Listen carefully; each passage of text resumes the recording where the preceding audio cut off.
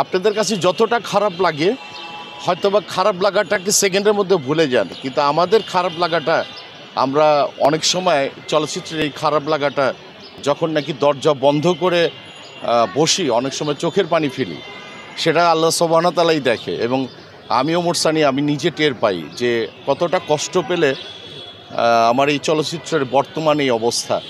তো যাই হোক, কিছু কুলাঙ্গারদের জন্য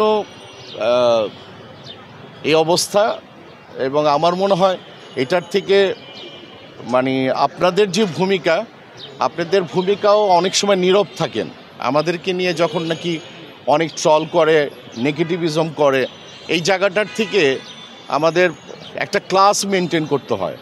আমার মনে হয় শিল্পী যখন আপনারা ক্লাস মেনটেন করবেন, আপনারা যারা সাংবাদিক আছেন আপনারাও আমার মনে হয় ক্লাস মেনটেন করে আমাদের কাছে আসলে সেই জায়গাটা হয়। এখন DF গ্রেডের মানে সাংবাদিক এসে আমাকে ক্লাস শিখাবে, সেটা তো আমি শিখতে যাব না। সাংবাদিকতার একটা কলম আগে দেখলে আমরা AK-47 মনে করতাম, এখন তো আপনাদের অনেকের কাছে কলমই থাকে না। তো সেই জায়গাটা ক্লাস সাংবাদিকতায় আমরা সেলুট জানি, সব সময় সেলুট জানি, পজিটিভ থাকি, পজিটিভ বাংলাদেশ দেখি।